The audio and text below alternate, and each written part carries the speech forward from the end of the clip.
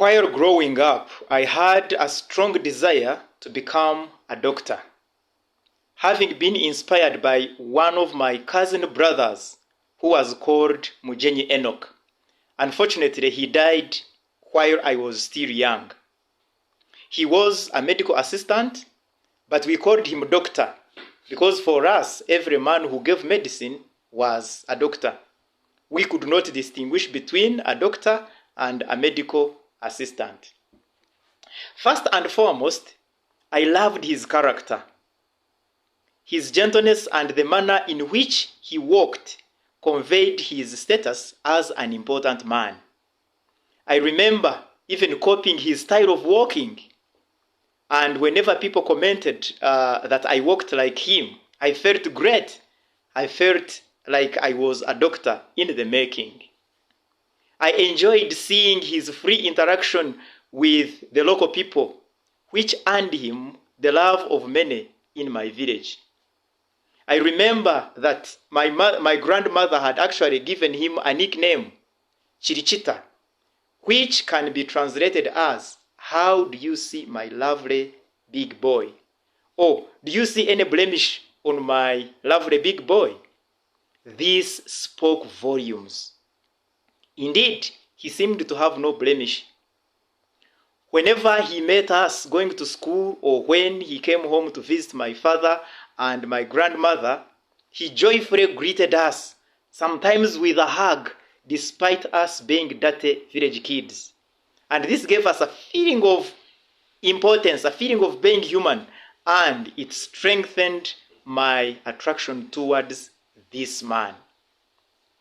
My desire to become a doctor was further intensified by the medicine the late Mujenyi once prescribed for my dad. My dad used to have occasional mental breakdowns after prolonged periods of heavy alcohol drinking. He would initially experience strange stomach upsets, strange pains. Then he would complain of severe burning sensations in the feet, and then in the other parts of the body, the fingers, and these sensations gradually spread all over the body. And when they reached his head, hell broke loose.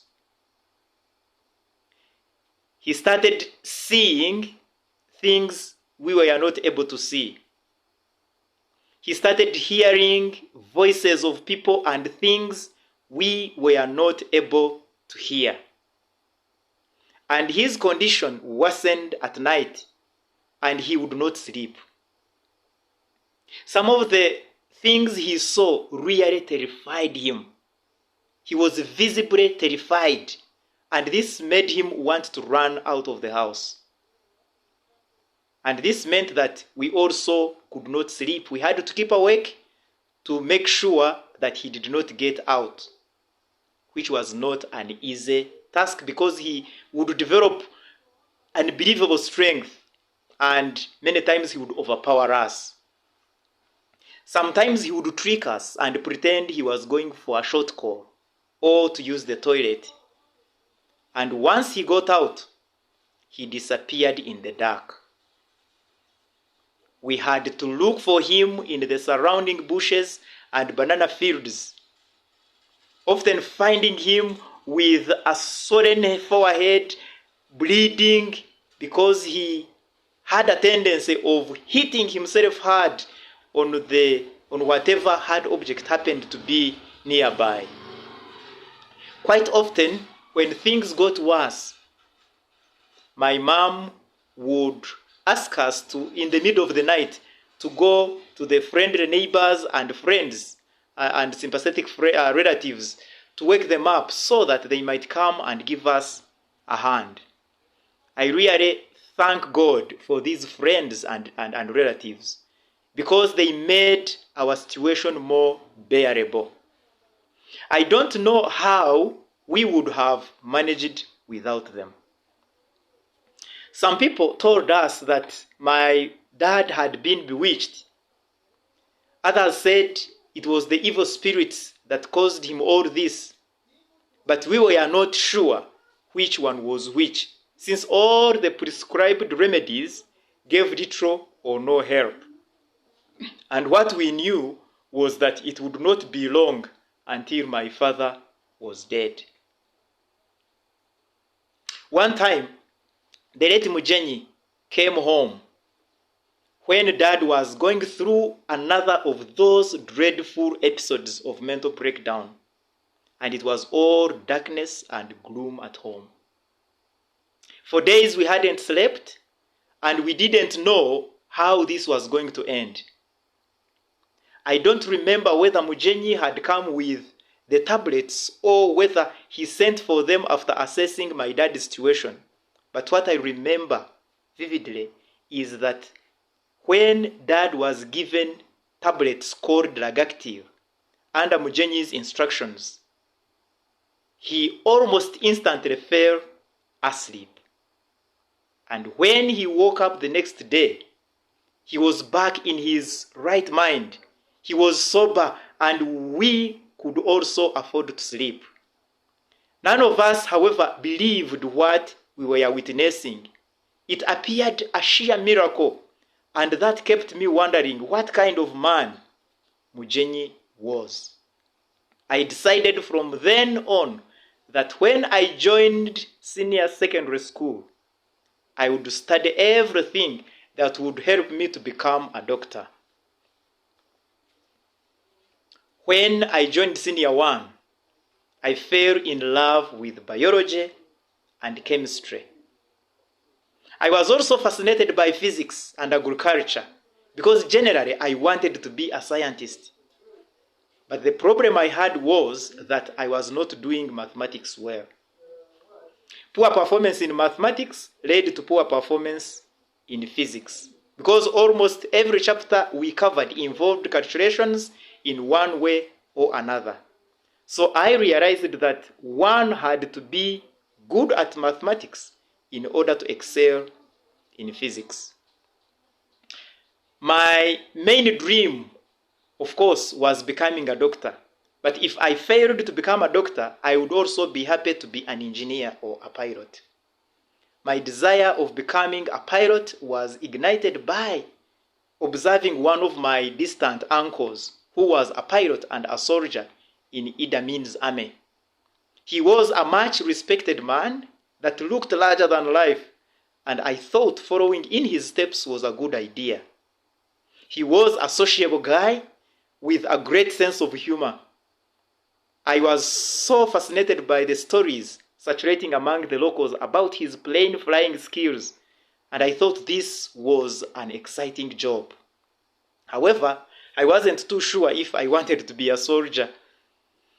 I remember looking at him with intense admiration, wondering how he could make it in spite of him being an alcoholic, because he used to drink a lot and he was also a heavy smoker. He always carried a packet of cigarettes in his pocket, and he would hardly spend 30 minutes without lighting a cigarette. Gradually, I lost interest in becoming an engineer or pilot because my performance in math and physics was not promising. It was going down. So I decided I would put most of my efforts on biology, chemistry, and agriculture, so that if I don't become a medical doctor, I at least become a veterinary doctor. How I read biology and chemistry. I hardly spent a day without reading one of these subjects. I vividly remember how I used to carry with me either a biology or an agriculture book or a chemistry book while tending our goats in the hills of Nyungu during holidays. I even remember stealing an agriculture textbook. I think it was by someone called Sakira, but I loved that book. I don't remember exactly how I stole it, whether it was from a classmate or from the school library, but I remember being in possession of a book that I loved but was not mine. That aside, my performance in these subjects became impressive. That is, in chemistry, biology, and agriculture. I performed well. while that of math and physics plummeted. I remember scoring 20% in a math exam and some 40% in physics. It is worth, however, noting that my dismal performance in these subjects had nothing to do with their difficulty or the power of my brain. I had done mathematics and science fairly well at P7, and I felt I had the capacity to do better. But what was going wrong? What was I not doing right? I'm not too sure, but I think I was being influenced by people who suggested that mathematics was very hard, and so I unconsciously decided it was not worth putting in the effort. It was rare to find me with a mathematics book revising. If I ever did, it was because the examination timetable had been put up, and even then, I would only revise the examples the teacher gave in class, and that would be all. Mostly, I would read mathematics like one reading history notes, giving it what one would describe as minor time or leftover time. How can you pass math that way? So looking back then, I see myself being a naive, lousy boy who wanted to reap where I had not sown, and it makes me want to cry. Given the minimal effort I was putting in, even getting 20% in math was miraculous. I, however, must thank God that I have lived long enough to realize what I was not doing right. I now know that you can never get good at anything unless you invest time in it. Whether it is in sports, whether it is in public speaking, whether it is singing, whether it is playing a musical instrument, whether it is doing business, and on and on. Whatever field one wants to succeed in, they must put in generous time of persistent effort. It is not possible to reap where you have not sown, as the Bible tells us. I did not know then that this immortal principle applied to mathematics as it does in the real world. Therefore, in my view, a teacher or a parent who doesn't make this clear to children at an early age is doing them a very terrible disservice. We did Senior 2 promotion exams, and as expected, my performance in mathematics and physics was poor.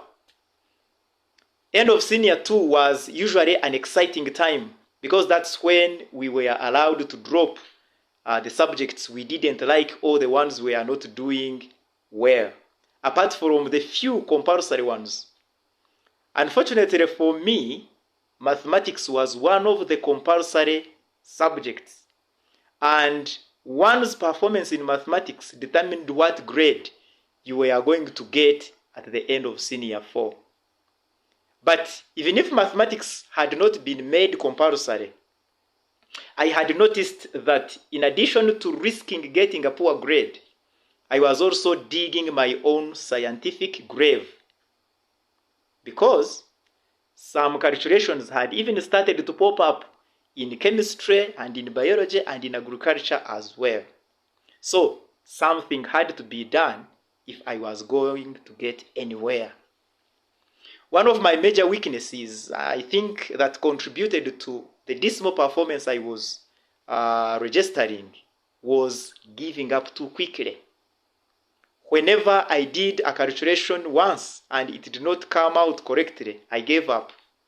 I even remember telling someone proudly that for me, I give up very easily, as if it was a good thing. I did not want anything to stress me. I was one of the people who are ready to throw their aims and purposes overboard and give up at the first sign of opposition or misfortune. I'm sure this explains why I haven't achieved any notable success. And I vaguely remember my dad complaining about this tendency, but I did not understand him then. When I came to senior 3, I had some classmates who were really good at mathematics and other sciences, and they were determined to excel.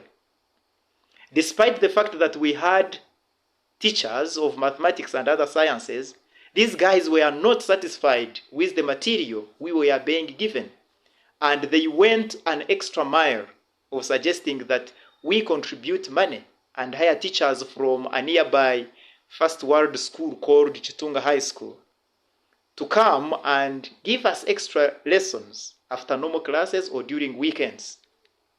While I was excited about the suggestion, I hardly had the money to contribute.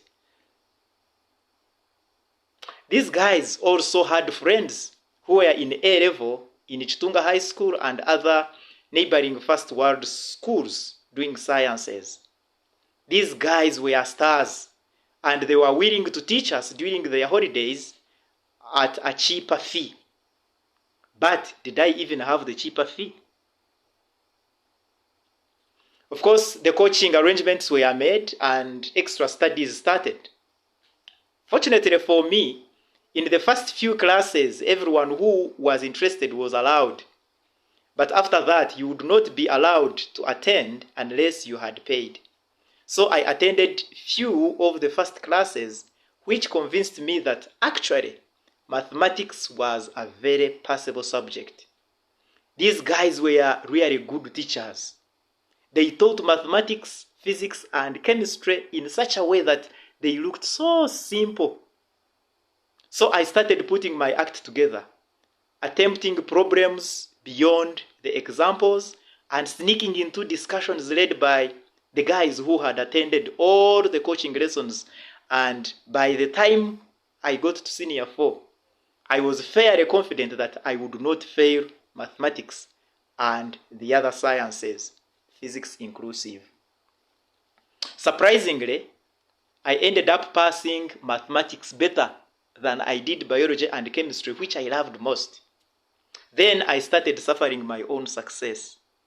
Can you imagine? Because instead of being admitted to do sciences in A level, to pursue my medicine dream, I was admitted to do mathematics, economics, and geography. Because the best done subjects were mathematics, accounts, and geography. And this was a very big disappointment to me. I was torn between repeating senior 4 in order to pass sciences better and follow my medicine dream, or go to A level and do the subjects I did not like much. Both decisions were hard. Repeating senior 4 was disastrous because getting fees to finish senior 4 was hard enough, and my siblings, who were not few, were closely following. Since the school I had been admitted to had sciences at A level, I convinced myself that once I joined, I would forcefully change my combination. Whether this was going to work, God knows, but at least I had something to console me for a few days. I thought I would at least replace geography with physics to do physics, economics, and mathematics, which we usually called PEM, as my combination, with which it was possible to do engineering of some sort, though I loved electrical engineering most. Unfortunately, the only time I was at that school where I had been admitted for A level was when I collected the admission letter. The school was too expensive for me, so I had to look for a cheaper private school which was just starting, where I did mathematics, economics, and geography. Not sure where this was going to take me. The school, of course, did not have sciences at A level, even if I wanted to do them. To cut the long story short, I studied 2 years, challenges notwithstanding, and did exams, which I'm not sure whether I should say I passed or failed with 7 points, but only with 1 principal pass. Again, here was darkness at noon. What was I going to do? I neither qualified for admission in any university, or was I qualified for admission in any other higher institution of learning. And my biggest challenge was how I was going to break the news to my dad. I recently came across the following words, which I think would have helped me cope better had I known them at that time. They read as follows. True, I may lose some battles, but that will be a temporary defeat. I also know that in life, some failing is inevitable and natural. It will not mean that I am a failure, but will tell the limit of my current ability. It will tell that I still have a little more to do. God bless you.